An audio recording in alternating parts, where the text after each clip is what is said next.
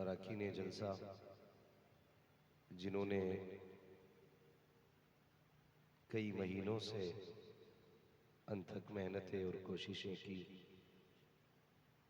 और इस महफिल को सजाकर इस मकाम तक पहुंचाया कि हमें और आपको बैठकर अल्लाह और उसके रसूल की बातें करने का मौका मिल गया है। मौला करीम तमाम अरकान कमेटी, बानियान जलसा और हुजूर के तमाम दीवानों को दीन और दुनिया की भलाइयाँ नसीब फरमाए। मिंबर रसूल पर उलमाए अहले सुन्नत का नूरानी काफिला जलवागर है। अभी आपने नकीब अहले सुन्नत हमारे भाई शाहिद रजा साहब बड़ी खूबसूरत शायरी मुलाहिजा फरमाई। ये बात हकीकत है कि मुअर्रिख जिस बात को 100 सफ़हात में कहता है, मुकर्रिर उस बात को 1 घंटे में कह देता है, और जिस बात को खतीब 1 घंटे में कहता है, शायर अपनी शायरी में उसे 1 मिनट में कह लेता है। समंदर को एक कूजे में जो इकट्ठा कर दे उसी को शायर कहते हैं। शाहिद रजा साहब बरेली शरीफ का जिक्र कर रहे थे, तो यकीन जाने कि मैं तकरीबन 2008-9 में पहुंच गया था। और ये करम है रब का कि जामिअतुल रज़ा के अव्वलीन फारिगीन में हमारा नाम आता है।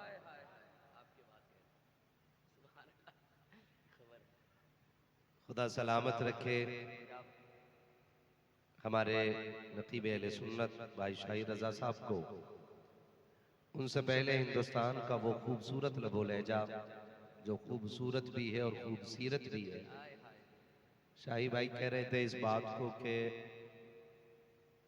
सैफ भाई बहुत संजीदगी से पढ़ते हैं। इसमें मैं थोड़ा सा इजाफा कर दूं, संजीदगी से भी पढ़ते हैं और अदब के साथ भी पढ़ते हैं। और नात वही पढ़ने सुनने में मजा आता है कि जिसको हम बैठ के हिंदुस्तान में सुन रहे हो और दिल गुंबदे खजरा का तवाफ कर रहा है। और इसी को आशिकी कहते हैं। मेरे इमाम ने पहले कह दिया था और इश्क का उसूल सिखाया था कि जानो दिल होशो खिरत सब तो मदीना पहुंचे। सिर्फ एक ये मिसरा बता रहा है कि आशिक जिस्मानी तौर पे हिंदुस्तान में रहते हैं लेकिन दिल उनका मुस्तफा के मदीने में रहता है। जानो दिल होशो खिरत सब तो मदीना पहुंचे, तुम नहीं चलते रजा सारा तो सामान गया। तुम नहीं चलते रजा सारा तो सामान गया। भाई सैफ रजा कानपुरी ने जितना भी पढ़ा बहुत अच्छा पढ़ा। उनसे पहले आपने हुजूर सैयद साहब क़िबला से बड़ी दिल आवेज गुफ्तगू मुलाहिजा फरमाई। ऐसी गुफ्तगू जो समंदरों में आग लगा दे, ऐसी गुफ्तगू जो शबनम को शोला बना दे, वो गुफ्तगू आपने मुलाहिजा फरमाई। गालिबन महफिल की आखिरी कड़ी के तौर पे मैं हाजिर हुआ हूँ। आपको ये यकीन दिला दूं कि मैं आपको बहुत ज्यादा देर थकाऊंगा नहीं, लेकिन इतना अरीजा पेश कर लूं कि मेरी बातें कड़वी होती हैं। अगर तकलीफ हो जाए तो माफ कर जाइएगा। और ये कड़वी बातें सिर्फ इसलिए हैं कि बरगे हिना पे लिखता हूं मैं दर्द दिल की बात, शायद के रफ्ता रफ्ता लगे दिल रुबा के हाथ। मेरी तकरीर तबे यार को बेचैन करती है, सबब क्या है वही कहता हूं जो दिल पर गुजरती है। मैं कोशिश करूंगा कि जितनी देर बैठूं हुजूर की गुलामी का हक अदा कर सकूं। आप दिल आजारी न रखें, मैं भी हुजूर का नौकर हूं। आप भी हुजूर के नौकर हैं। मेरी ड्यूटी नबी नबी करना है और आपकी ड्यूटी नबी नबी सुनना है। मैं कुर्सी पे इसलिए बैठा हूं ताकि आपसे आसानी से बात कर सकूं, वरना इस मिंबर पे कितने बड़े बड़े लोग ऐसे होंगे कि वो चुप होंगे लेकिन फिर भी बड़े होंगे। ये अलग बात है, खामोश खड़े रहते हैं, फिर भी जो लोग बड़े हैं वो बड़े रहते हैं। ऐसे असलाफ से मिलता है हमारा शजरा, जिनके कदमों में कई ताज पड़े रहते हैं। मुझे एक बात बताऊं हजरत, मैं बंगाल क्यों नहीं आना चाहता। आज भी मालदा के इलाके में लगभग 3 या 4 साल के अरसे में आया हूं। अगर एक मर्तबा बीच में आया हूं तो मुझे याद नहीं। सिर्फ इस चीज की तकलीफ रहती है कि यहां पर जलसे नसीहत के लिए कम और लज्जत के लिए ज्यादा होते हैं। यकीन करें, बंगाल और बिहार, झारखंड, इन 3 सूबों में इतने जलसे होते हैं कि आदमी अगर इन 3 सूबों में तारीख देने लगे तो 365 दिन खाली नहीं रहे।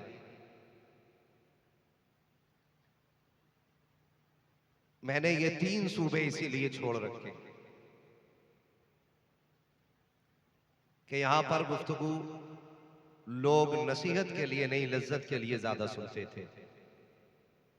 और कई बार ऐसा भी हुआ कि लोगों ने तकरीर सुनने को पसंद भी नहीं किया।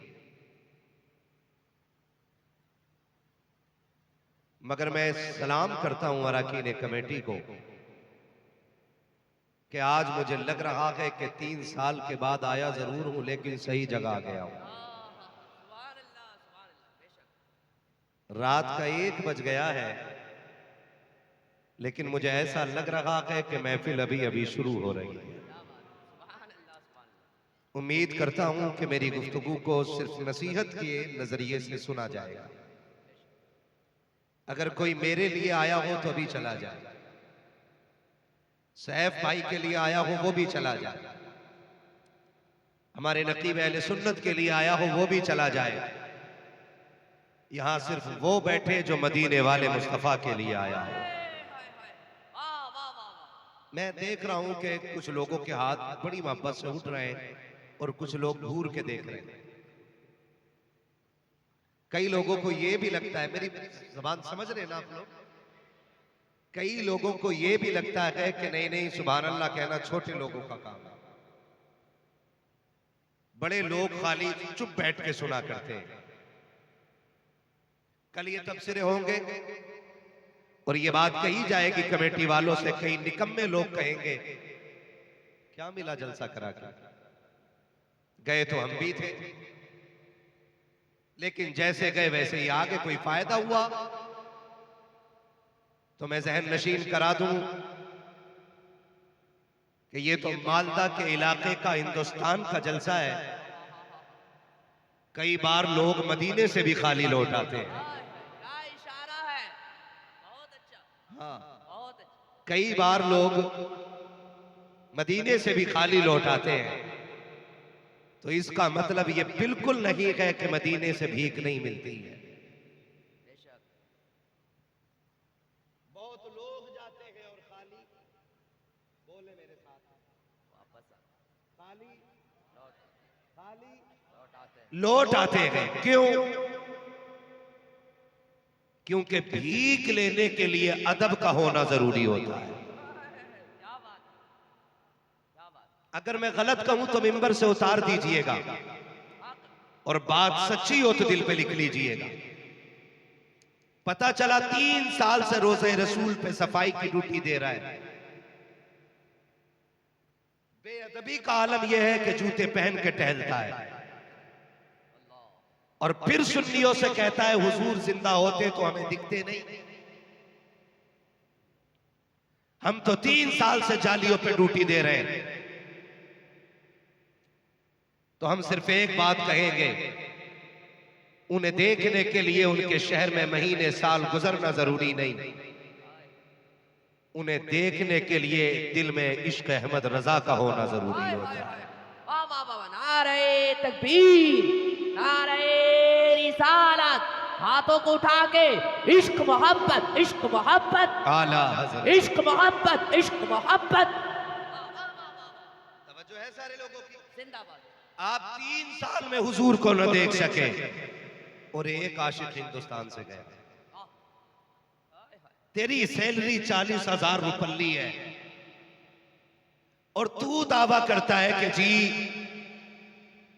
मैं जूते पहन के क्यों न टहलूं, मैं यहां का मुलाजिम हूं। और एक वो गया था मदीने जिसकी राहों में लोग आंखें बिछाते थे, जिसके कदमों पे लोग जाने कुर्बान करते थे। इतना बड़ा अल्लामा कि जिसने हजारों किताबें लिखी थी, इतना बड़ा आशिक कि जिसने इश्क को 2 बातों में बयान किया था और कहा था इश्क तेरे सदके जलने से छुटे सस्ते, जो आग बुझा देगी वो आग लगाई, जो आग बुझा देगी वो आग लगाई है। जब वो गए ना तो आला हजरत बन के नहीं गए, अल्लामा बन के नहीं गए, बहुत बड़े मुहद्दिस बन के नहीं गए, बहुत बड़े मुफस्सिर बन के नहीं गए। अगर गए तो हुजूर के नौकर बन के गए और आशिक बन करके गए। और इस इश्क के साथ गए कि उन्होंने जाके कलाम लिखा और हुजूर की जालियों के आगे खड़े होकर रो के कहा था, वो सुए लालाजार फिरते हैं, तेरे दिन है बहार फिरते हैं, जो तेरे दर से यार फिरते हैं, दर बदर यूं ही खार फिरते हैं। उस गली का गदा हूं मैं जिसमें मांगते ताजदार फिरते हैं। और फिर तड़प के कहा था, कोई क्यों पूछे तेरी बात रजा, तुझसे कुत्ते हजार फिरते हैं। जब इतना कहा आका ने सारे पर्दे हटाए और जलवा दिखाया।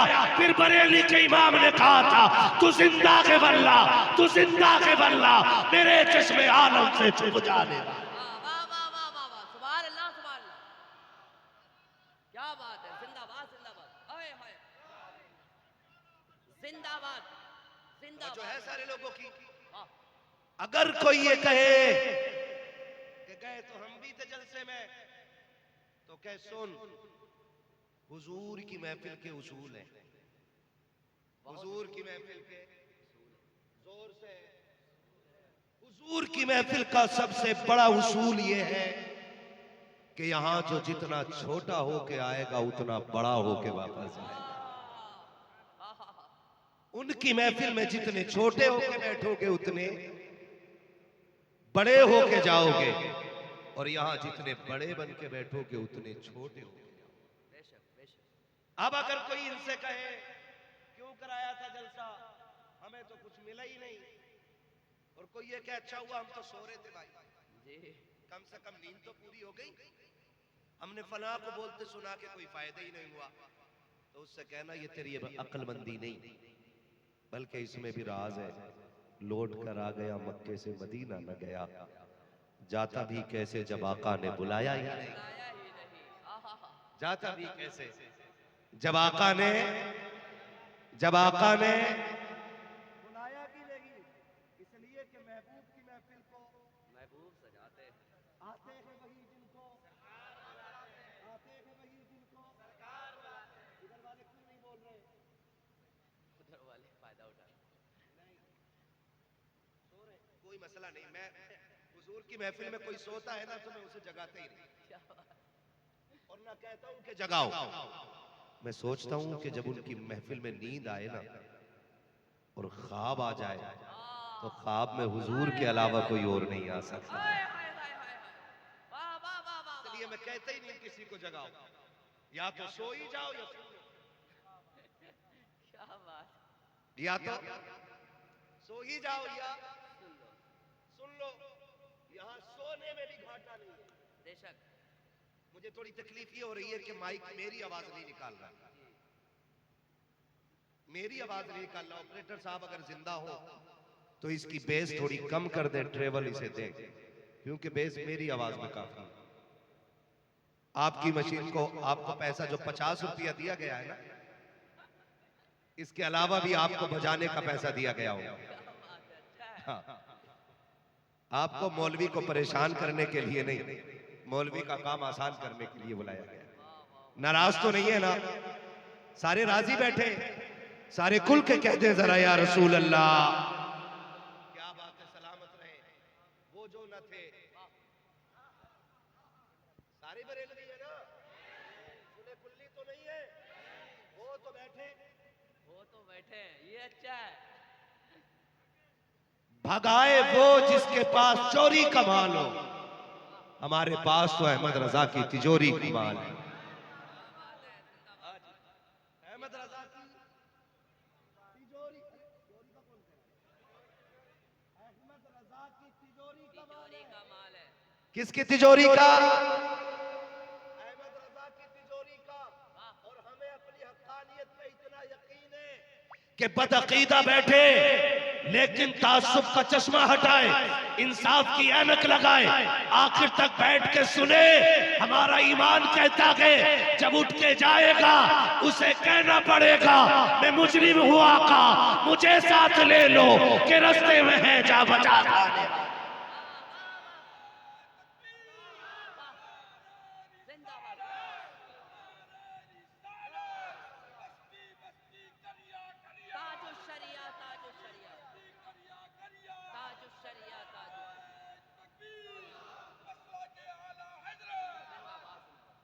खैरियत है सारे लोग?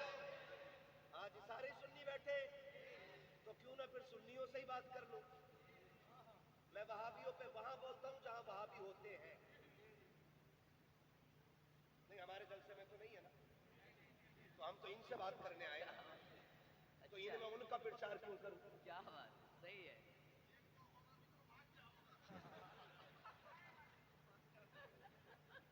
कर लूं आपसे थोड़ी सी बातें। खुदा सलामत रखे सारे लोगों को, और अल्लाह सबको हुजूर के दर की खैरात अता फरमाए। बरेलवी तो हम सारे ही हैं, ठीक है ना?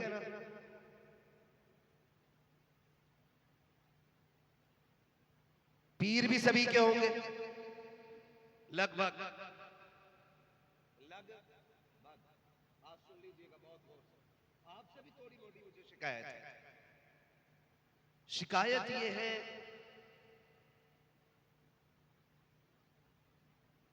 कि हमारी सफों में जो इख्तलाफात की दीवारें खड़ी हो गई है ना, उसकी चंद वजूहात हैं। एक बड़ा सबब है इलेक्शन, समझ रहे? एक बड़ा सबब है इलेक्शन, दूसरा सबब है जायदाद का बंटवारा, तीसरा सबब पाया जा रहा है आज पीरों का अलग अलग हो जाना। मैं ये जो बात कर रहा हूं, ना अशरफी होने के नाते, न रज़वी होने के नाते, न बरकाती होने के नाते, न ओवैसी होने के नाते, न चिश्ती होने के नाते, ये बात कह रहा हूं मुहम्मदी होने के नाते। बस बहुत गौर से मेरी बात सुनिए। इलेक्शन जो लोग लड़ते उन्हें मैं समझा दूं, जो इलेक्शन में वोट लेते और देते हैं ना, वोट नाम है राय का। दो बंदे मेरे सामने हैं, मैं चाहूं तो इनको वोट देने की राय रखूं, चाहूं तो इनको देने की रखूं वोट। इसमें कोई नफरत होनी नहीं चाहिए। लेकिन होता क्या है, होता इलेक्शन है ना, तो भाइयों में नफरतों की दीवारें खड़ी हो जाती हैं। मैं मुखिया हजरात, प्रधान हजरात, मिंबर हजरात, विधायक हजरात, या जितने भी पद के इलेक्शन होते हैं सबसे कहूंगा खुदारा, इलेक्शन लड़ो लेकिन भाई को भाई से जुदा न करना। दूसरी वजह जायदाद का बंटवारा। भाई भाई के खिलाफ खड़ा हो जाता है सिर्फ 2 बीसा जमीन की।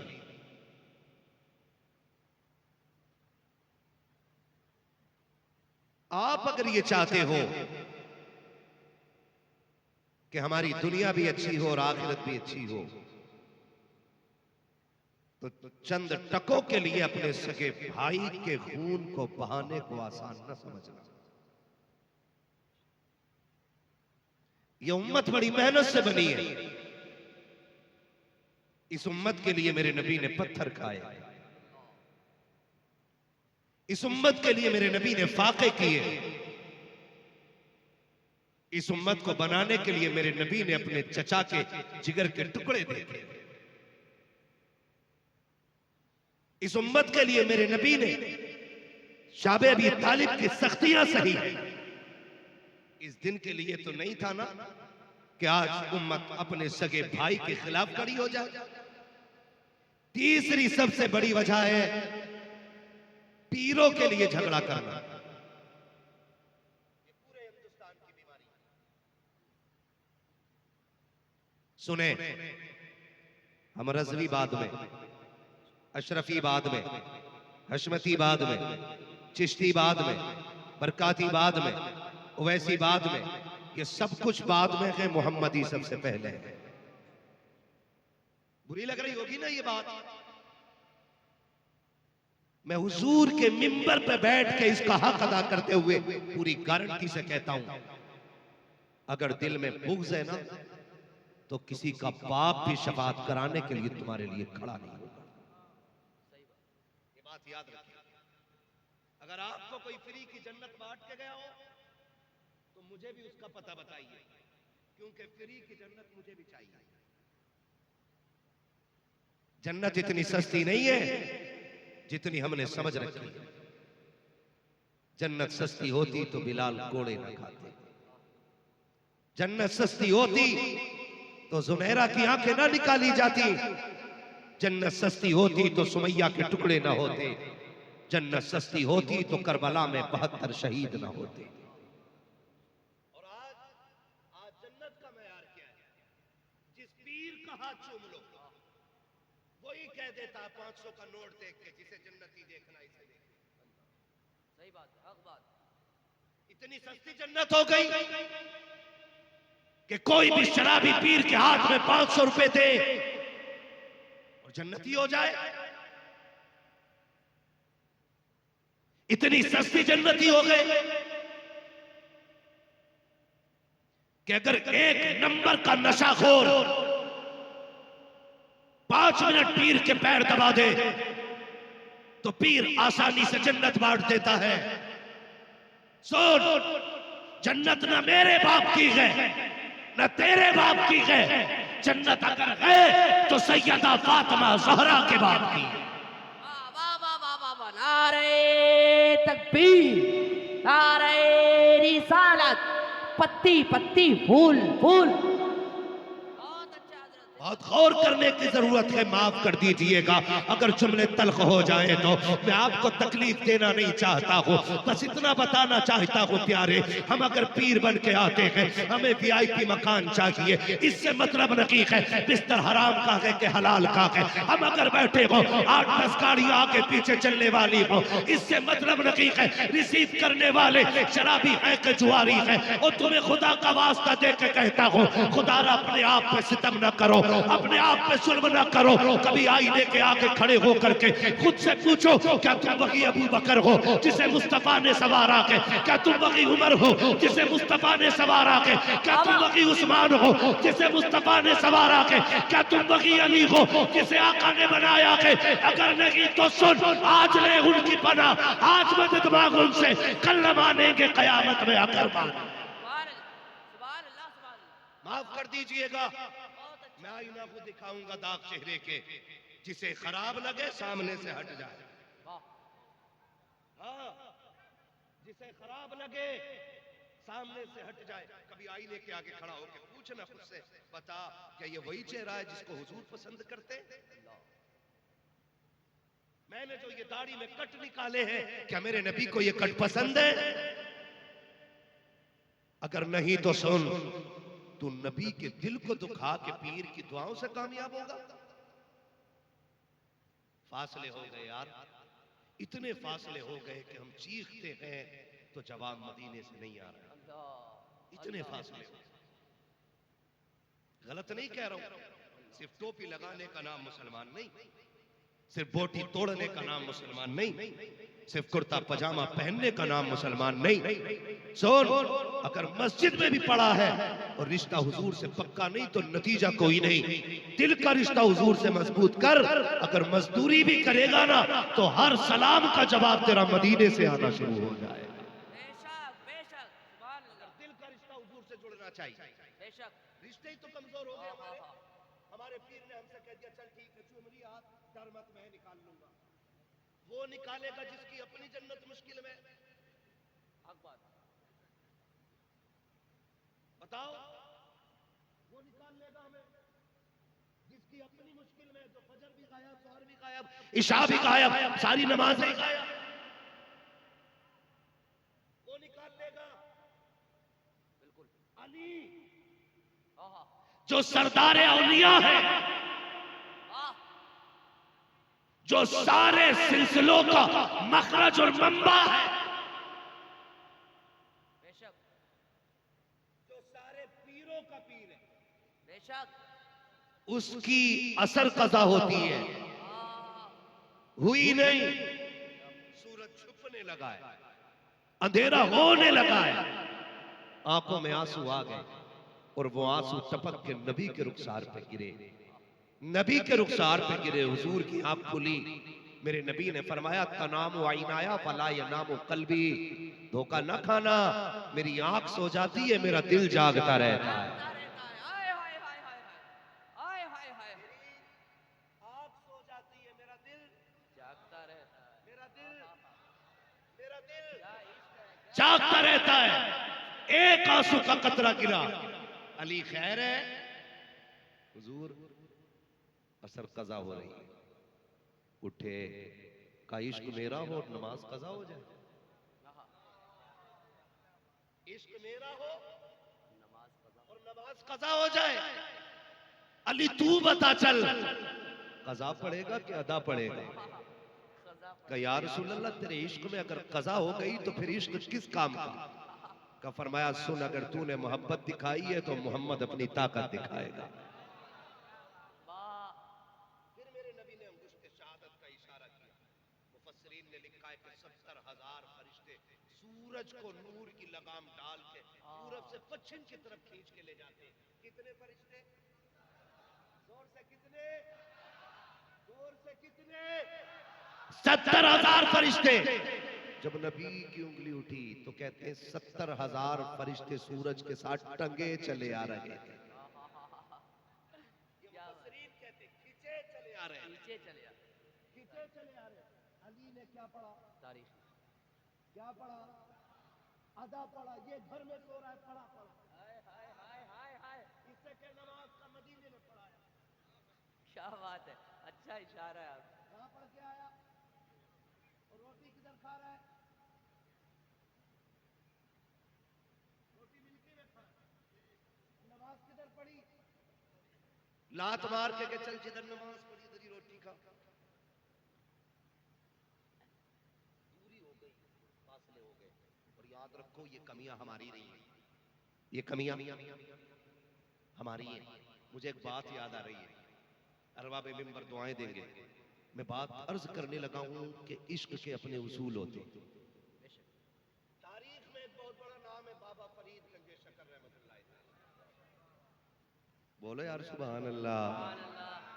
फरीद उसको कहते हैं जिसका चेहरा देख के लोग कलमा पढ़ लिया करते थे, जिसका चेहरा देख के लोग कलमा पढ़ लेते थे। हजरत फरीद पे, बाबा फरीद पे मुकदमा हो गया, इन्हें जेल में डालो। कहा क्यों? कहा इनके चेहरे में वो जादू है कि इन्हें देख के लोग कलमा पढ़ लेते। मुकदमा हुआ, कोर्ट में बाबा फरीद हाजिर हो गए, है ना? तो जो मर्द मुकाबिल था उसने कहा नकाब डाल के आना।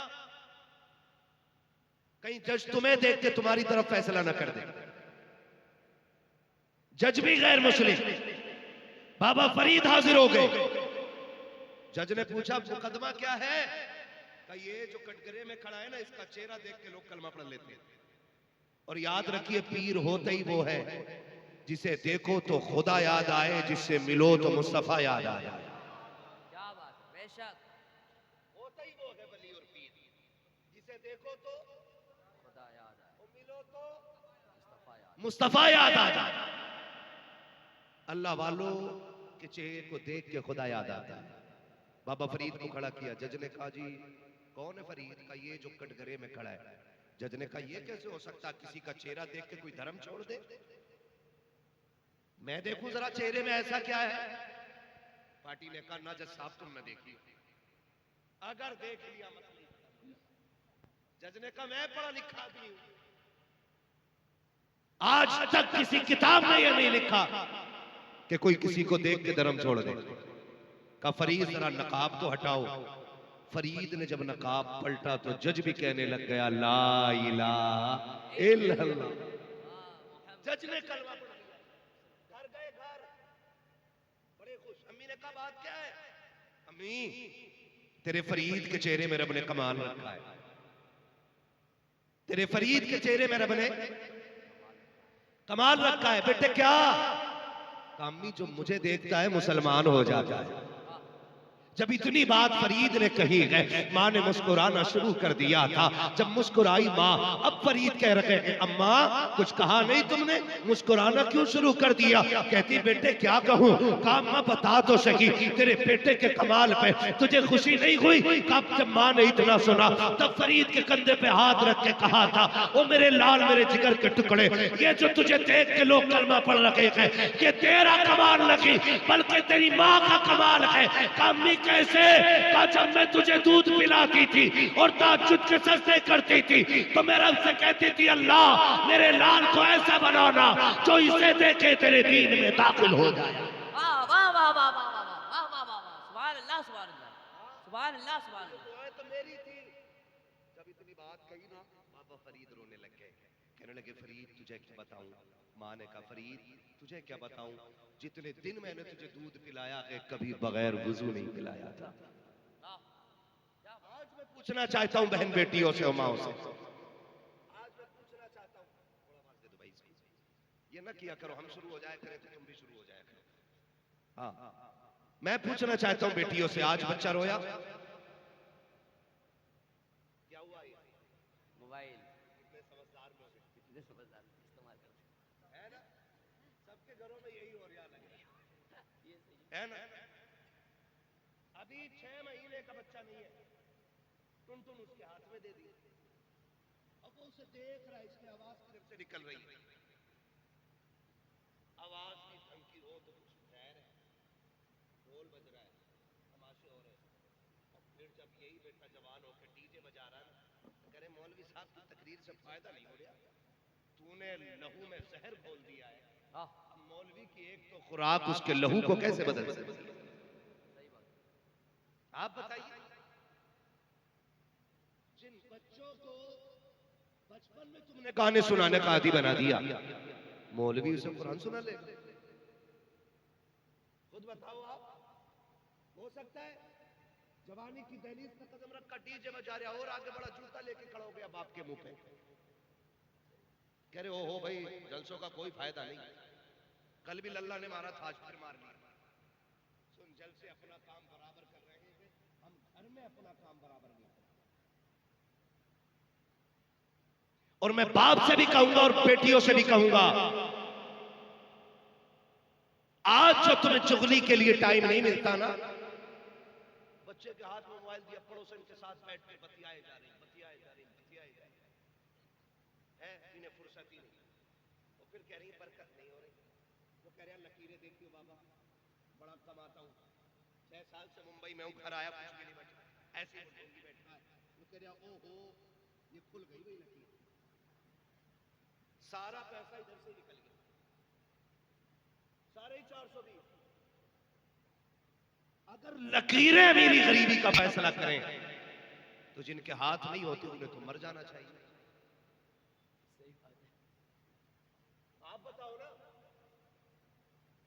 कितना कमा रहे प्रदेश रह करके, आप वतन से बेवतन हुए, आपने औलाद छोड़ दी ताकि बच्चों की जरूरतें पूरी कर सको। आपने अपनी जान से ज्यादा अजीज वतन छोड़ दिया ताकि बच्चों के ख्वाब पूरे कर सको। आपने परिवार छोड़ा है ताकि खानदान की जरूरतें पूरी कर सको। आपने रिश्तेदार छोड़ दिए हैं ताकि जरूरतें पूरी कर सको। आप अंधाधुंध कमाते हो फिर भी घर में बरकतें नहीं है, तो इसमें नुकसान लकीरों का नहीं है। जाओ बेटियों से कह दो कि जब हम परदेश में रहा करें, चुगली के संदूक को ताला लगाओ, कुरान खोल के बैठ जाया करो, मुसल्ला बिछा करके इबादत करना तेरा काम है, बरकतें दे देना ये खुदा का काम है। वाह वाह, नारे तकबीर, नारे रिसालत, इस्लाहे मुआशरा वाली गुफ्तगू। बहुत अच्छा, जिंदाबाद बेटियों से भी गुजारिश है। जिंदाबाद। सबसे बड़ा नुकसान मोबाइल उसके हाथ में दे दिया, ठीक है, अपना बातें तो चल रही बेटी, उसे बचपन में माँ की गोद नसीब ही नहीं सही बात। मिली। जिस खाली वक्त में बच्चे को माँ की गोद में होना चाहिए था ना, वो कहाँ है? वो बिस्तर पे पड़ा है। जब उसे माँ की लोरियां सुननी थी तब वो मोबाइल सुन रहा है। याद रखो, तैयारी कर लो, जब तुम्हें ये बेटा आज इतना बोझ लगा है ना कि तुमने इसे उठा के चारपाई पे डाल के तुमने पंचायतों में वक्त दे दिया। आज इसे तुम्हारी जरूरत थी, तुमने वक्त नहीं दिया, कल तुम्हें इसकी जरूरत होगी, ये तुम्हें वक्त नहीं देगा। ये बात याद रखना। सही बात। अगर आज तुम बच्चों को गोद में नहीं रखोगी, कल तुम्हारी औलाद तुम्हें गोद में नहीं रखेगी। आज बच्चों को तुम गोद में रखो, कल औलाद तुम्हें गोद में रखेगी। बेशक बेशक। और इस पे कंट्रोल करो आप, वरना सिर्फ आप एक जानदार मखलूक को पैदा कर रहे हो, इंसान और इंसानियत को पैदा नहीं कर रहे हो। ये याद रखिएगा मेरी बात। माँ का दूध और माँ की लोरी ये पूरी जिंदगी के फैसले करती है। दूध जानवर का, लोरियां मोबाइल की। तो सलाहुद्दीन अय्यूबी किधर से आने? मोहम्मद बिन कासिम कहां से आएंगे? जमीन फाड़ के या आसमान का सीना चीर के? नहीं, इन्हीं घरों से सलाहुद्दीन को आना था, इन्हीं गोदों से सलाहुद्दीन को आना था। लेकिन कब? जब माए फातिमा जहरा जैसी हो, बाप मौला अली जैसे हो,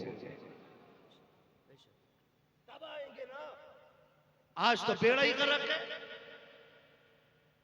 बाबा फरीद की अम्मी ने कहा था, फरीद मैंने कभी बेवजू तुझे दूध नहीं पिलाया, उसी दूध का कमाल है जो तुझे देखता है वो तेरा हो जाता है।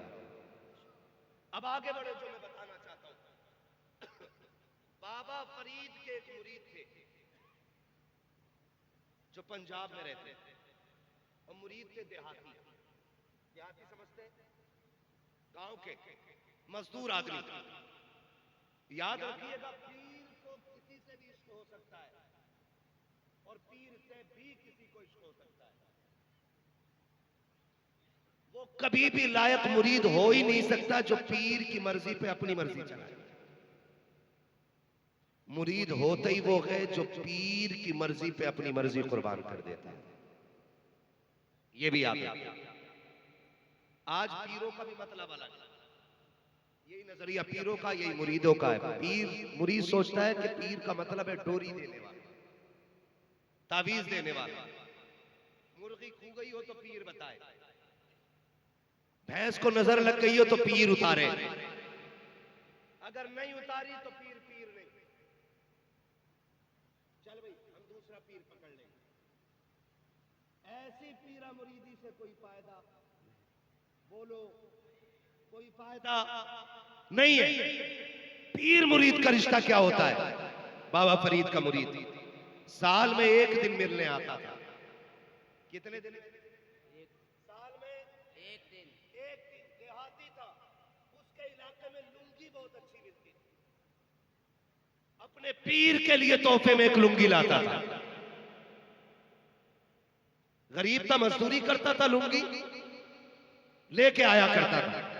इत्तेफाक एक साल गुर्बत पड़ गई और लुंगी न खरीद सका, तो गैरत की वजह से पीर से मिलने ही आया दूसरे साल जब आया तो 2 लुंगी लेकर के आया। कितनी लुंगी? 2 लुंगी। समझाना चाहता हूं कितनी। नाराज है आप लोग? हो तो खाक से हो जाओ। एक बार आए हो दोबारा नहीं आए, है ना? आज तो इतना कड़वा बोलूंगा कि बिस्तर नहीं, खबर नहीं, कयामत में भी ये कड़वाहट महसूस होगी। क्या बात। मैं चाहता ही नहीं कि चापलूसी करूं, फ्री की जन्नत बांटूं और पैसे लूटूं निकल लूं। इतना कड़वा बोल के जाऊंगा कि बिस्तर पे लेट के करवटें बदलोगे कि किसको बुला लिया था कि मीठा खा के भी मुंह मीठा नहीं। बहुत अच्छा है ना भाई? तवज्जो है सारे लोगों की? कितनी लुंगी लाया? और जोर से कितनी? सच्ची बताऊं, बिना माइक के बोलने में आसानी हो रही। कितनी लुंगी? 2 लुंगी लेकर के आया। बाबा फरीद ने मुरीद को देखा, फरमाने लगे यार अब आया है, पिछले साल क्यों नहीं आया था? पिछले साल क्यों नहीं आया था? तवज्जो है, यही जुमले गौर के। कहा पिछले साल क्यों नहीं आया था? तुझे पता है मैं 2 साल से तेरी रात तक रहा हूं, 2 साल से मुझे तेरा इंतजार है। तुझे पता है जब साल पूरा हुआ गया तब मेरी बेकरारी का हाल क्या था? उसने कहा हुजूर माजरत चाहता हूं, मैं खाली हाथ आना नहीं चाहता था और मेरे पास इतना पैसा नहीं था कि मैं तेरे लिए 1 लुंगी खरीद लेता, इसलिए मुर्शिद में पिछले साल नहीं आया, इस बार 2 लुंगी लेकर के आया हूं। एक इस साल की है, एक पिछले साल की है। बाबा फरीद के कदमों में लुंगी रखी और रखने के बाद बैठा। बाबा फरीद ने आग लगाई लुंगी को। जैसी लुंगियों को आग लगी है, मुरीद तड़प के कहता है हुजूर पसंद नहीं आई क्या? आका जी बड़ी महंगी लेकर के आया था, बड़ी मोहब्बत से लेके आया था, सरकार क्या हो गया है? क्या लुंगी अच्छी नहीं लगी है? तब बाबा फरीद ने रोते हुए कहा था यार ये जो 1 साल कज़ा हो गया है ये इसी लुंगी की वजह से हो गया है। तब बाबा फरीद ने कहा था हर वो चीज जो यार को यार से जुदा कर दे उस चीज को आग लगा देनी चाहिए, जो महबूब को महबूब से दूर कर दे उसे आग लगा दो। तो सुनो, जो उम्मत को आका से दूर कर दे हर उस चीज को आग लगा देनी चाहिए। क्या बात है। नारे तकबीर, नारे रिसालत, उलमाए अहले सुन्नत, सरकार की आमद, दिलदार की आमद। बहुत अच्छी गुफ्तगू, जिंदाबाद। बहुत अच्छा। हर वो चीज जो यार को यार से अलग कर दे उस चीज को आग लगा दो। अब वो अगर उम्मत को आका से अलग करने वाला पीर की क्यों ना हो उसे भी आग लगाओ और कहो कि मोहम्मद से वफा तूने तो गम तेरे है, ये जगह चीज है क्या लो हो कलम तेरे। दिल के फकोले जल उठे सीने के दाग से, बहुत इस अच्छा। घर को आग लग गई घर के चराग से। हमें पीर वो नहीं चाहिए जो उम्मत के टुकड़े करे, हमें पीर वो चाहिए जो टुकड़ों में बटी उम्मत को एक जगह ला के खड़ा कर दे। बेशक बेशक। हाँ? कह रहा नहीं नहीं उसने मेरे खिलाफ बोला कैसे? मुरीद से कह रहा उधर चला गया बैत तोड़ दूंगा, उसके अदावत खाली मुरीद बनाना छोड़ दूंगा, तुझे बटन बंद कर दूंगा ऊपर से। औकात क्या है तेरी जो तू बंद करे? कल भी ये गुनाहगार उम्मत हुजूर के टुकड़ों पे पल रही थी, आज भी हुजूर के टुकड़ों पे पल पल रही है। बेशक। अंधभक्त उधर नहीं, इधर भी बहुत अंधभक्त समझते आज तो नहीं है ना, होगे भी तो क्या करा लोगे। अंधभक्त उधर नहीं इधर भी है।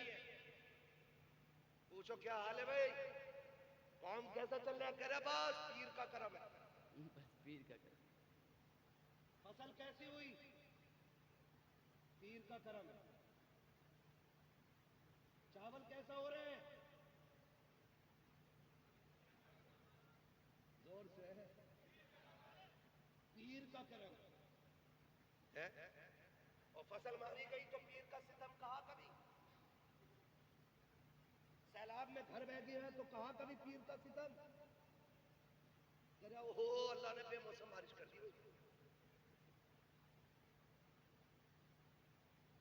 अगर अजाब आता तो कह रहा बेमौसम बारिश हो गई और फसल अच्छी हो जाए तो पीर का करम।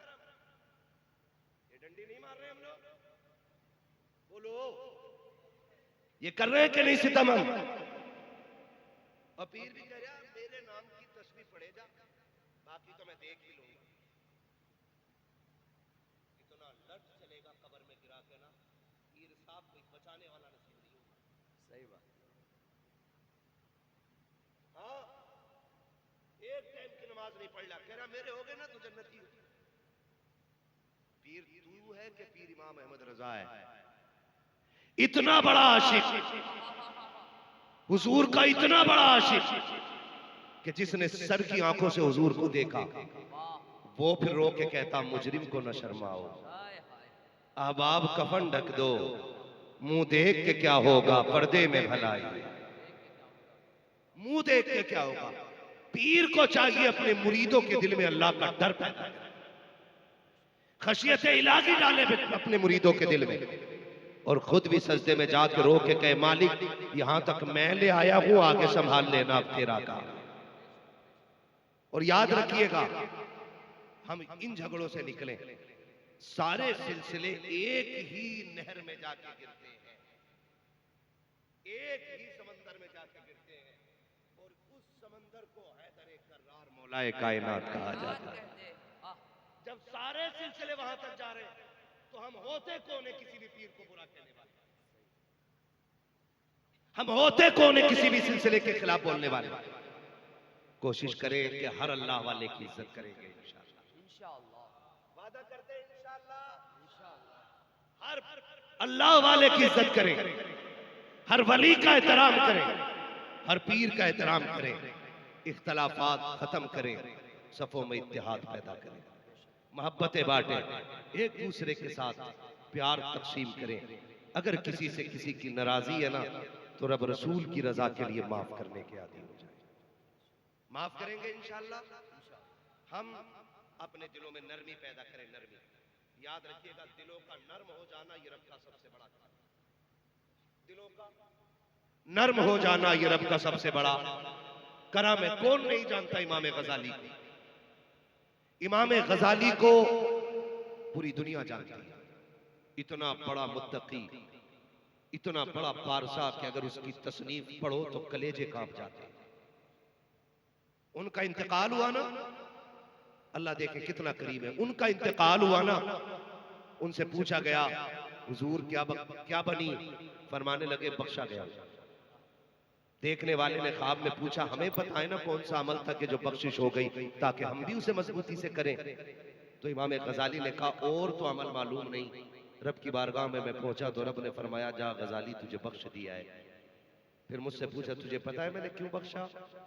मैंने कहा नहीं मालिक तू जानता है। तो रब ने फरमाया याद है तुझे कि जब तू कुछ लिख रहा था और तूने तवात में कलम डुबोया, उसकी निब पे आके मक्खी बैठ गई और वो उसकी रोशनाई पीने लगी, तूने हाथ रोक दिया था ताकि ये मक्खी अपना प्यास बुझा के खुद उड़ जाए, उसके बाद मैं लिखूंगा। कहा तूने एक मक्खी को पिलाया था पेट भर के, हम तुझे उसी नेकी के बदले में जन्नत दे रहे हैं।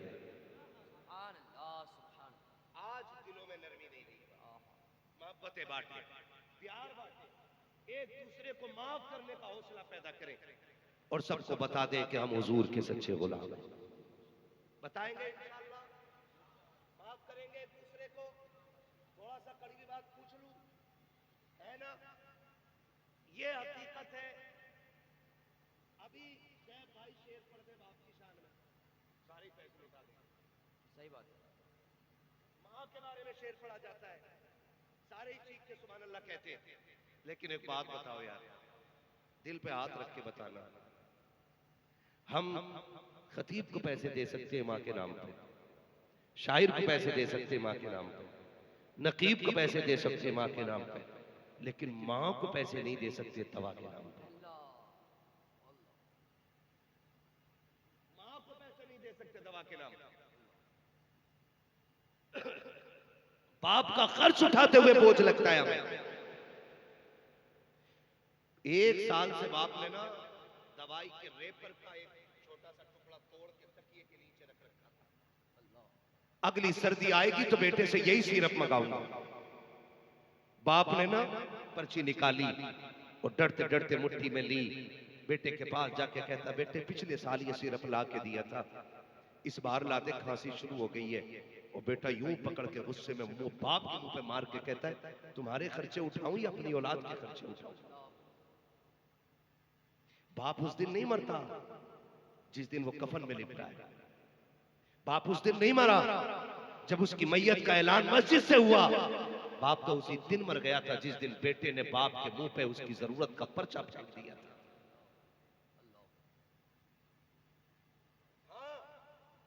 बाप उसी दिन मर गया था जिस दिन बेटे ने कहा था तुम्हारा खर्चा उठाऊं या औलाद का। सुनो और कान खोल के सुन, अमीर वो नहीं होते जो माँ बाप से छुपा के खाते हैं, अमीर वो होते हैं जो माँ बाप को खिला के खाया करते हैं। अमीर वो होते हैं जो माँ बाप को खिला के खाया करते हैं। और कितने नादान तो ये कह देते हैं मेरे अब्बा ने मेरे लिए किया ही क्या। गलत नहीं कह रहा हूं, हम लोगों के पास फोन आते, दुआ करियो जी अब्बा 6 महीने से बेड पे पड़ा है, अब बहुत हालत खराब है, उनकी मट्टी प्यारी हो जाए अल्लाह। ये जुमले बेटे बोलते हैं हमसे, पैर कांप जाते हैं पैर। तुम्हें क्या लगता है ये जो रिस्क मिलता है तुम्हारी मेहनत से मिलता है? ये जो नोट कमाते हो ये तुम मेहनत या हुनर से कमाते हो? नहीं, फरमाया गया ये जो रिस्क मिलता है तुम्हारे घर के ज़ईफों की दुआओं के सदक़े में मिला करता है। कहां से? तुम्हारे घर के ज़ईफों की दुआओं के सदक़े में अल्लाह रिस्क अता फरमाया करता है। और कह रहा कि दुआ कर दो अल्लाह को मिट्टी प्यारी हो जाए। बातें हो रही है घर में बैठ के, कह रहा कुछ दिन की बात है, अब्बा चले जाएंगे ना तो फिर तेरी चारपाई यही रहेगी। हिसाब लगा, अब्बा चले जाएंगे ना तो फिर ये जगह मेरी हो जाएगी, अब्बा चले जाएंगे तो घर बड़ा हो जाएगा, अब्बा चले जाएंगे तो बिस्तर मिल जाएगा। तुझे खुदा का वास्ता दे के कहता हूँ, बाप अगर बिस्तर पे भी पड़ा है तो उसकी लंबी उम्र की भीख मांगा कर झोली फैला फैला के, इसलिए कि वो बिस्तर पे पड़ा बाप बोझ नहीं है बल्कि रहमतों के नुज़ूल का सबब हुआ करता है। तू नहीं जानता है ये बिस्तर पे पड़ा बाप कितना कामयाब है तेरे लिए, कितना कीमती है तेरे लिए। जब तू कोई पाप करके आता है तेरे गुनाह रिस्क को तंग करते हैं लेकिन बाप की सांसें रोक देती है। तू जब तबाही करके आता है अल्लाह का अज़ाब तुझे घेरता है, बिस्तर पे पड़े बाप की आंखें तुझे मुसीबत से बचा देती है। तुझे क्या लगता है ये बिस्तर पे लेटा बाप जिस दिन बिस्तर से उठ जाएगा तेरे लिए राहत के दरवाजे खुल जाएंगे? नहीं, खुदा की कसम खा के कहता हूँ, याद रख जिस दिन ये बाप चला गया और बिस्तर खाली हो गया, आना तू घर के अंदर, तुझे महल तो दिखाई देगा लेकिन रौनक नहीं मिलेगी, तुझे हवेली तो दिखाई देगी बरकत नहीं मिलेगी। इसलिए कि महलों की बरकतें ईंटों से और रंगो रोगन से नहीं बल्कि घर की बरकतें माँ बाप के कदम से हुआ करती। सुभान अल्लाह, नारे तकबीर, नारे रिसालत, अज़मते वालिदैन, अज़मते वालिदैन। ये कभी मत कहना अब्बा मेरे लिए किया क्या है, किया क्या? सुन, तू पैदा हुआ कितने दिन हुए थे? 8 दिन। तेरी सांस अटक गई, डॉक्टर ने कहा कि इसके दिल में सुराख है। क्या कहा? जोर से, दिल में सुराख है। सारे ही बेटे ऐसे नहीं होते, कुछ बेटे अपने बाप के लिए जान भी दे देते और वही बेटे लायक होते हैं जो अपने बाप को अपनी जान से ज्यादा प्यार करते हैं। याद रखिएगा मेरी बेटी, दिल में सुराख। डॉक्टर ने कहा भाई ये बचने वाला नहीं। जा पड़ोसी से पूछ, तू आज 6 फीट का हो गया है, आज तेरे मुंह में जबान लग गई है, आज तू बात करता तो अब्बा से कहता चुप रहो, तुम क्या जानते हो? सुन, ये तेरे दर्द को तब जानते थे जब तू अपने दर्द को बयान नहीं कर सकता। आज कह रहा इनसे चुप रहो, होते कौन बोलने वाले? उनको लगाम दे, कोई ऐसा ना हो अल्लाह तेरी जबान खींच के गले में लपेट दे। किस बड़ी सरकार के बारे में बोल रहा है कि तुम कुछ नहीं जानते हो? सुन, तेरे दिल में सुराख। डॉक्टर ने कहा नहीं बचने वाला, किसी ने कहा फला पीर पे ले जाओ, उस पीर के पास गए। किसी ने कहा फला मजार पे ले जाओ, उस मजार के पास गए। किसी ने कहा फला दरगाह पे चले जाओ। आंधी बारिश तूफान कुछ नहीं देखा, तुझे लेके चक्कर काटते रखे, तुझे गोद में उठा के फिरते रखे। जब कहीं से जिंदगी न मिल सकी, फिर डॉक्टर के कदमों में ला के तुझे रखा और कहा था डॉक्टर चल ऐसा कर, मेरा दिल निकाल ले, मेरे बेटे के दिल डाल दे। डॉक्टर की चीख निकल गई, अब्बा क्या कह रहा है, तेरी पूरी जवानी पड़ी है, इस बच्चे के लिए दिल दे रहा है। बाप तड़प के कहता है यार मैं न रहा तो क्या हो सकता है, कम से कम मेरे बेटे को जिंदगी मिल जाए। मैं देख चुका हूं, जो मैंने नहीं देखा है वो मेरा बेटा देख के दिखा दे। क्या बात है। आज उनके लिए मौत मांग रहे हो, आज उनके लिए मौत की भीख मांगते हो। खुदा का वास्ता इनके पैरों में बैठा करो। लोग कहते पीरों पे क्यों बोलते हो, ये अंधभक्ति भर जाते हैं इस बातों को। पीर के पैर छू के कह रहा हूं गुलाब जैसे पीर है। जब 24 घंटे इसी में रहेगा वो, तो गुलाब जैसे नहीं होंगे। तुझे पीर के पैरों में गुलाब दिखाई दिया, बाप के पैरों की ठेटे दिखाई नहीं दी। पूछा ये छालों के निशान कैसे? कभी पूछा आज तक तेरा ये हिस्सा जमीन पे पूरा क्यों नहीं रखा जाता? वो कहेगा सुन, तेरी ड्रेस बननी थी, मैं गरीब था, मुझ पे कुछ भी नहीं था, और तूने स्कूल से आके खबर सुना दी कि मेरे टीचर ने कहा है कि कल ड्रेस नहीं लेके आना है। सुन, मुझ पे तो कुछ भी नहीं था, सब छुट्टी करके शाम को बच्चों में आ गए थे, मैं रात के सन्नाटे में ओवर ड्यूटी करते हुए तेरे लिए कमा रहा था। जब सब बिस्तर पे लेटे थे, बेटे मैं तेरे लिए उस वक्त भी मंडी में बोरियां ढो रहा था। बेटे तू सुबह को बाद में उठा था, तेरा बाप ड्रेस पहले लेके आ गया था। पूछना उससे ये तेरे पैर इतने सख्त क्यों हैं? वो कहेगा सुन, मैं तेरे लिए साइकिल खींचता रहा, इसलिए मेरे पैर सख्त हो गए। वो तुझे बताएगा ओ खुदा का वास्ता, कभी इनके पैर दबाया करो, इनके तलवों पे तेल मला करो, इनके कंधों पे बैठ के सराहने कंधे दबाया करो और कहा करो तूने बड़े दुख उठाए मेरे लिए, अब मैं बड़ा हो गया हूं, तुझे दुख में जाने नहीं दूंगा। खुदा की कसम, जो मंजिलें और जो मरातिब 12 साल के जंगल में इबादत करने से नहीं मिलते, वो माँ की 2 दुआइया जुमलों से खुदा अता फरमा दिया। वो एक बंदा ना मदीने शरीफ गया, हुजूर की बारगाह में हाथ दे के मक्के शरीफ गया, माँ को कंधे पे बैठा के ना उसने तवाफ कराया, और तवाफ के बाद ना कहा माँ लेट जरा, माँ लेट जरा, उसने लिटाया और माँ के पैरों में बैठ के ना तलवों में झांकने लगा। माँ ने कहा पगले क्या कर रहा है? कहा माँ हुजूर ने कहा माँ के कदमों के नीचे जन्नत होती है, अम्मी देख रहा हूँ वो जन्नत किधर है। जब उसने इतनी बात कही ना, माँ हरम में लेटी है, उसने झोली फैला दी, कहा मालिक मेरे बेटे की उम्मीद खाली न जाए। इतना कहना था, उसने क्या देखा कि जन्नत के महल्लात नजर आने लग गए। माँ वो होती है जो दुनिया में लेटे लेटे जन्नत दिखा देती है, और तू कहता है कुत्ते की तरह भूखा न कर। तूने मेरी बीवी का जीना आराम कर दिया, तेरे जुमले मेरी बीवी को अच्छे नहीं लगते, घर में रहना, मेरी बीवी को कुछ मत बोलना। और सुनो, अगर किसी की बीवी इस बात में मजबूर करे कि माँ को चुनो या मुझे चुनो, तो मैं तुम्हें खुदा का वास्ता दे के कहता हूँ पहले समझाने की कोशिश करना, अगर फिर भी ना समझे तो बीवी छोड़ देना, माँ मत छोड़। क्या छोड़ देना? डर के बोल रहे हो? खुल के बोलो। बीवी छोड़ देना, माँ, इसलिए कि बीवी 1000 मिल जाएगी, माँ एक बार होगी। एक बार मिलती है। करेंगे प्यार इंशाअल्लाह इनसे, इंशाअल्लाह मोहब्बतें करेंगे इनसे, इंशाअल्लाह इनकी खिदमत करेंगे इनकी खिदमत। लायक बेटे वो हैं जो परदेश से आए ना, तो जो चीज लाए पहले माँ के लिए।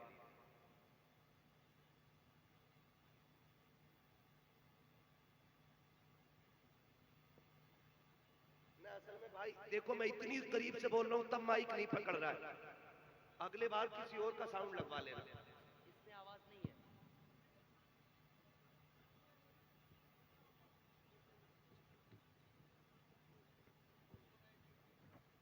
हेलो हेलो हेलो,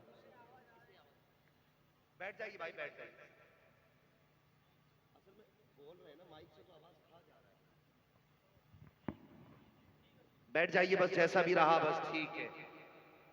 हाँ, अल्लाह सलामत रखे, मोहब्बतों का शुक्रिया। जरा कह दें या रसूल अल्लाह। हाँ, तो करेंगे इंशाअल्लाह खिदमत माँ बाप की, जोर से वादा करें इंशाअल्लाह। और ये बेटियां बैठी है, इनसे भी एक गुजारिश करके जा रहा हूं, आज बहू हो कल मां बनोगी, आज बहू हो कल सास बनोगी, तुम्हारे भी आगे बहू आएगी। बेटा मां के लिए क्या होता है ये तुम्हें तब पता चलेगा जिस दिन तुम्हारे बेटे की बीवी तुम्हें उससे दूर कराए। इसलिए आपसे कहना चाहता हूं मैं, जब शाम को शोहर थक के आया करे ना, एक गिलास ठंडा पानी दो, इज्जत से इस्तकबाल करो, और जब वो खाने के लिए बैठ जाए ना तो उससे कहो कि पहले मां को सलाम करके आओ। तुम ये कहो कि पहले मां को सलाम करके आओ, रोटी फिर खाइए, फिर खाना खाइएगा। आज से तुम ये अमल बना लो, ये औलाद तुम्हारी देख के सीखेगी ना, तो कल तुम्हारा बेटा तुम्हें पहले सलाम करेगा, फिर जाके बच्चों के साथ खाना खाएगा। बहू अल्लाह माफ करे, कह रही हो तुम्हारे अब्बा की खांसी की आगे टिका नहीं जा रहा, मुझे तो पलटी हो जा रही है। पलटी समझते हैं? उल्टी पलटी जो भी है ना, उल्टी हो रही है, उल्टी। इतनी बुरी खांसी है तुम्हारी माँ की, तुम्हारा बाप खांसता रहता है, खाना नहीं खाया जा रहा है। अल्लामा रूमी ने एक वाकया तहरीर फरमाया कि एक खातून ने अपने शोहर से कहा, सुनो तुम्हारे बाप की खांसी बर्दाश्त नहीं होती है, इस बुड्ढे को किनारे कर दो ना। उसने कहा अच्छा मैडम तुम्हारे लिए तो जान दे देंगे। अब्बा को लिया, हाथ पकड़ा, जंगल में छोड़ाया, एक पुराना कंबल ओढ़ने के लिए दिया, कहने लगा अब्बा ये अपनी जायदाद है, यही वक्त गुजारना है। अल्लामा रूमी ने लिखा है कि साथ में पोता भी था। जब बाप चादर डाल के ना अपने बाप के ऊपर चला, बच्चा थोड़ी देर तो उंगली पकड़ के चला, फिर वापस दौड़ा। कुछ ख्याल आया, अल्लामा रूमी लिखते हैं कि उसने दादा के कंधे से कंबल लिया, पैर के नीचे दबाया, उसके 2 टुकड़े किए, और 2 टुकड़े करके आधा दादा को दिया, आधा अपने कंधे पे रख के चल दिया।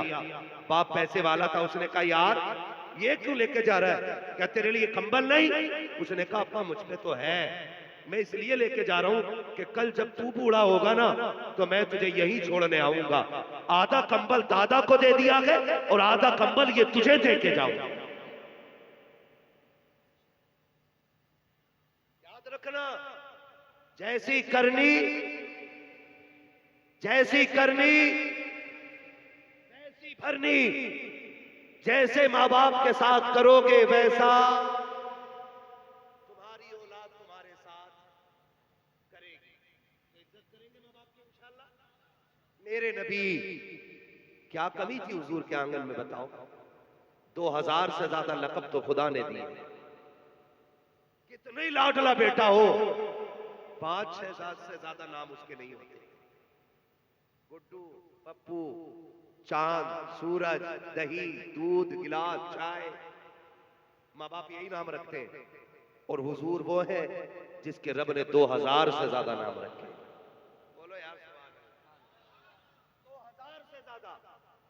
लेकिन वो अज़मतों वाला नबी, हुजूर के चचा कभी पीछे चलते ना, हुजूर बाजू पकड़ के बगल में करते और कहते चचा मेरे पीछे न चला करो। कहते महबूब तेरे कदमों पे कुर्बान जाऊं, मेरी औकात में तेरी बगल में चलूं, मैं तेरे कदमों की खाक बनना चाहता हूं। तो मेरे नबी कहते थे नहीं चचा, लोग कहते हैं तुम्हारा चेहरा मेरे बाप अब्दुल्ला से मिलता है, जब तुम पीछे चलते हो तो ऐसा लगता है मेरे बाप की पीठ हो गई है। सोच, जो चचा को इतना भी इज्जत देता हो वो अपने बाप को कितनी इज्जत देने वाला बना होगा, आप खुद अंदाजा लगाइए।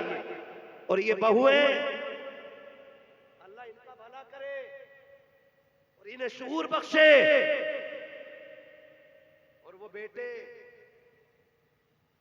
जो 18 साल की पढ़ाई एक रात में खत्म कर देते हैं, माँ 18 साल पढ़ाती है, 25 साल पढ़ाती है, बीवी एक रात पढ़ाए, अगले दिन पूरा मैटर चेंज, एक दिन में मैटर चेंज। कह रहा जैसा तुम कहोगी वैसे ही होगा। अम्मा अब्बा उनकी क्या, कमा तो मैं रहा हूं, हुकूमत तुम्हारी ना कराऊं तो नाम बदल देना। सुनो बेटो, और कान खोल के सुनो, और सासे भी कान खोल के सुने, गौर से सुने। मेरा नबी है, खदीजतुल कुबरा का आंगन है, आने वाली एक खातून है जिसे दुनिया हलीमा सादिया कहती है।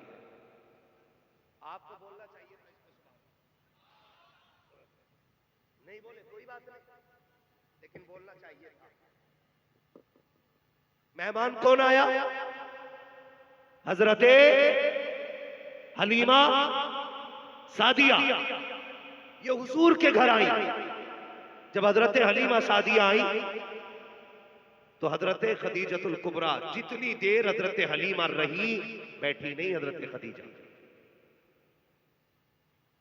हुजूर ने फरमाया, खदीजा जब मेरी रिजाई मां आई थी तो तुम बैठी क्यों नहीं? कहने लगी, वो मेरे महबूब की महबूबा मां थी, मैं इसलिए नहीं बैठी कि कहीं वो हुक्म दे और मुझे उठने में देर ना हो जाए। जिसे आप दिलो जान से चाहते हो खदीजा, उसके हुक्म पे खड़ी ना हो, ये तो हो ही नहीं सकता। ये हर बहू को चाहिए कि अगर अपनी जन्नत बचानी है तो अपने शोहर की जन्नत की हिफाजत करे। और बेटों से गुजारिश करूंगा, मां की भी कदर करें, बाप की भी कदर करें, रिश्तों को निभाने की कोशिश करें। निभाएंगे इंशाल्लाह, वादा करते हैं इंशाल्लाह। मौसम कौन सा है? जोर से है, पीछे वाले क्यों नहीं बोल रहे? गर्मी लग रही? मौसम कौन सा है?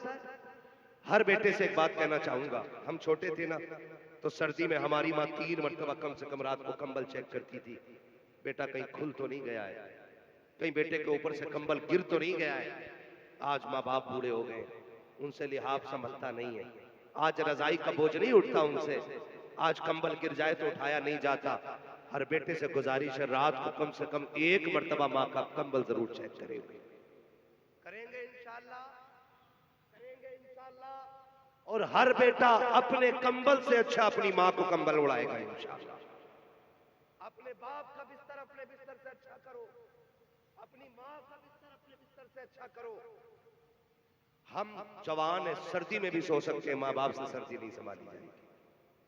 इसलिए वादा करते हैं इंशाल्लाह, करेंगे इंशाल्लाह। मुझे हुक्म हो रहा है हुजूर का शजरा पढ़ने का, मैं तो सोच रहा हूँ माइक वाले का मर्सिया ही 3 साल में आया था, इसने मेरी मर्सिया खाली कर दी। हाँ, कमेटी वालों से छोड़ दो यार, कोई याद आ जाता तो सब ताज़े हो जाते। नहीं है ना, कोई बात नहीं, मैं हुजूर का शजरा सुनाना चाहता हूँ। कमेटी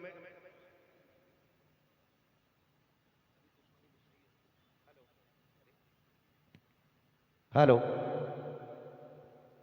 ये कुछ ठीक लग रहा है, शजरा सुना दूं इसमें, है ना? कमेटी वालों की फरमाइश है, हमारे भाइयों की, कि लास्ट में हुजूर पहले वादा करते हैं, माँ की इज्जत करेंगे इंशाल्लाह, एक दूसरे से प्यार करेंगे इंशाल्लाह, मोहब्बतें बांटेंगे इंशाल्लाह, किसी के पीर को छेड़ो मत, अपने पीर को छोड़ो मत। ये सबक याद रहना चाहिए, किसी के पीर को छेड़ो मत और अपने पीर को जोर से अपने पीर को करेंगे इंशाल्लाह। सारे एक दूसरे के साथ मिल बांट के बैठे, प्यार बांटे। कोई पूछे ये कौन बैठे हैं, किसी के गले में चिश्ती रुमाल है, किसी के सर पे बरकाती टोपी है ना, कोई रजवी रुमाल के साथ बैठा है, कोई कादरी पट्टा लगा के बैठा है, कोई अशरफी निस्बत लेके बैठा है, कोई अजहरी निस्बत लेके बैठा है। जब कोई पूछे तो एक जवाब आना चाहिए, ये सारे मोहम्मद अरबी के गुलाम बैठे हुए हैं, ये सारे फूल अलग हो सकते हैं, चमन एक है, फूल अलग हो सकते हैं, चमन एक है। इस पे अमल होगा इंशाल्लाह, अगर इस पे अमल करो तभी जलसे कराना, वरना मत कराना, वरना बिल्कुल मत कराना। अगर मोहब्बत बांट सको तभी हुजूर के नाम की महफिल सजाइए, वरना ये बिल्कुल मत कीजिएगा। तमाशे नहीं होने चाहिए, मेले नहीं होने चाहिए। हुजूर की गुलामी का हक अदा किया जाएगा इंशाअल्लाह। करेंगे इंशाअल्लाह? कितने लोग वादा करते हैं? हाथ उठा के करें इंशाअल्लाह। अच्छा, जाहिर है झगड़े भी होंगे, अनबन भी होगी। सुबह ही जाके दरवाजा बजा देना। पूछे कौन? का दरवाजा तो खोल। वो दरवाजा खोले, अपने नाराज दुश्मन को देखे और पूछे तू यहां क्यों आया है? उससे कह देना माफ कर दे, मैं तुझसे माफी मांगने आया हूं। अगर वो कहे तुझे शर्म नहीं आती, उसने कहा बस इतना कहने पे इतना कह देना कि आखिरत की शर्म से दुनिया की शर्म आसान है। मैं तुझे सलाम करने इसलिए आया हूं, मेरे नबी ने कहा जो रूठे हुए भाई को पहले सलाम करेगा अल्लाह उसे पहले जन्नत में दाखिल फरमा देगा। करेंगे इंशाअल्लाह? रूठे हुए भाई को मनाएंगे। सारे नहीं बोलने इस पे। मूंछ का झगड़ा खत्म कर लो, वरना याद रखना हुए नाम वरबे निशा कैसे कैसे, जमी खा गई आसमां कैसे कैसे। बड़े बड़े कब्रिस्तान में पड़े, आज मोहब्बतों की हवाएं चलाओ। चलाएंगे इंशाअल्लाह? वादा करें इंशाअल्लाह? और जोर से बोले इंशाअल्लाह। है ना? अगर कोई बंदा महफिल से नारा लगा दे तो मैं हुजूर का शजरा शुरू कर लूं। एक बंदा इधर से खड़ा होकर नारा लगा दे कोई हो।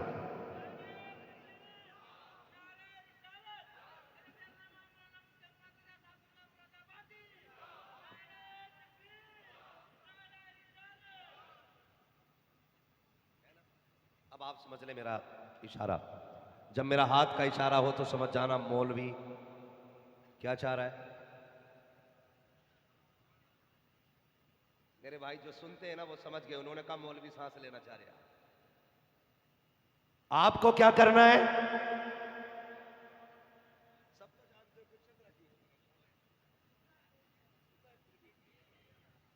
फिर सुनना है तो इतनी सुस्ती से नहीं, जिस प्यार से सुनना चाहते हो उतनी जोर से बोले ना सुभान अल्लाह।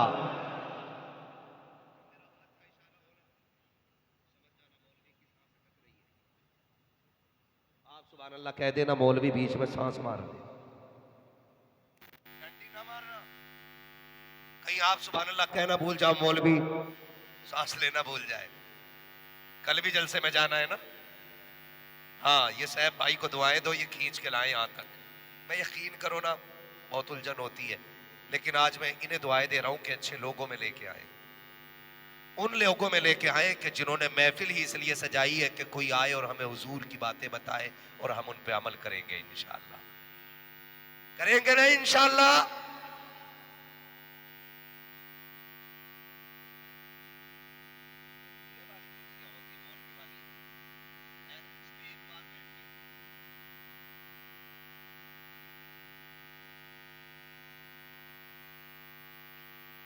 नाराज तक बताना मत ये बात किसी को जाके मैंने जो कही। सब डरते हैं बीवी से। आप भी डरते हो ना? डरा करो। हुजूर ने फरमाया कमीना शख्स है वो जो बीवी को डरा के जीता है, अच्छा शख्स है वो जो बीवी से डर के जीता है। डरने का मतलब ये नहीं कि उससे मार खाओ, डरने का मतलब ये कि उसका दिल नहीं टूटने चाहिए। ठीक है ना? अब बोलो, कितनी जोर से बोल सकते हो सुभान अल्लाह?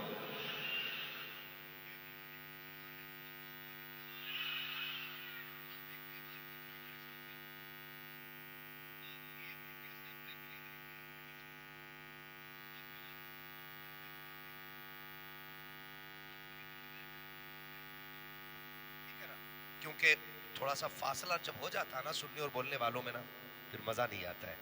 आप इधर को लगा लिया करें, सब इधर को, ताकि सुनने वाले सामने रहे।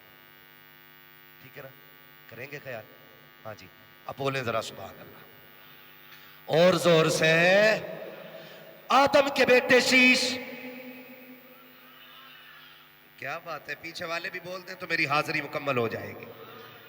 इधर वालों आप नहीं बोले हो अभी तक है, इधर दिल रहता है। बाईं तरफ क्या होता है? दिल। दाईं तरफ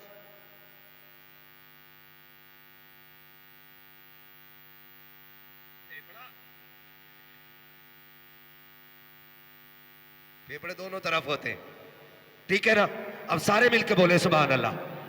आदम के बेटे शीश, शीश के बेटे अनस, अनस के बेटे कैनान, कैनान के बेटे मेलाइल, मेलाइल के बेटे ब्यारत, ब्यारत के बेटे इदरीस, इदरीस के बेटे मुतवशिक, मुतवशिक के बेटे लबक नेक नाम, लबक नेक नाम के बेटे नू, नू के बेटे साम, साम के बेटे जुला।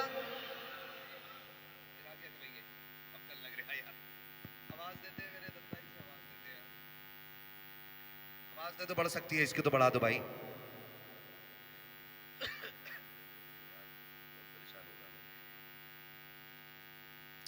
बोले सुभान अल्लाह। आदम के बेटे शीश, शीश के बेटे अनस, अनस के बेटे कैनान, कैनान के बेटे मेलाइल, मेलाइल के बेटे ब्यारत, ब्यारत के बेटे इदरीस, इदरीस के बेटे मुतवशिक, मुतवशिक के बेटे लबक नेक नाम, लबक नेक नाम के बेटे नू, नू के बेटे साम, साम के बेटे जुलान, जुलान के बेटे शालिक, शालिक के बेटे आबिर, आबिर के बेटे दाता, दाता के बेटे रावा, रावा के बेटे सारू, सारू के बेटे नाखुर, नाखुर के बेटे तारिक, तारिक के बेटे इब्राहिम खलीलुल्लाह, इब्राहिम खलीलुल्लाह के बेटे इस्माइल ज़बीहुल्लाह, इस्माइल ज़बीहुल्लाह के बेटे केदार, केदार के बेटे अवाम, अवाम के बेटे अमल, अमल के बेटे साबित, साबित के बेटे सलमान, सलमान के बेटे रईसा, रईसा के बेटे इलियसा, इलियसा के बेटे औद, औद के बेटे हव्वा, हव्वा के बेटे अदनान, अदनान के बेटे माद, माद के बेटे नदार, नदार के बेटे मुदर, मुदर के बेटे इलियास, इलियास के बेटे मुदरिका, मुदरिका के बेटे खदीमा, खदीमा के बेटे किनाना, किनाना के बेटे नदर, नदर के बेटे मालिक, मालिक के बेटे फार, फार के बेटे खालिद, खालिद के बेटे लुई, लुई के बेटे काम, काम के बेटे मुर्रा, मुर्रा के बेटे किलाब, किलाब के बेटे कुसई, कुसई के बेटे अब्दे मनाफ, अब्दे मनाफ के बेटे हाशिम के, हाशिम के बेटे अब्दुल मुत्तलिब के, अब्दुल मुत्तलिब के बेटे अब्दुल्लाह के, और अब्दुल्लाह के बेटे मोहम्मद रसूलुल्लाह।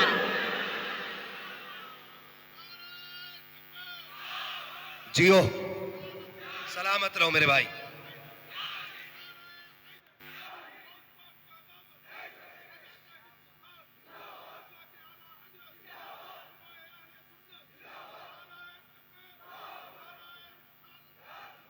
हम जिएंगे तो हुजूर के लिए, और मरेंगे, बोलो, मरेंगे तो हुजूर के लिए।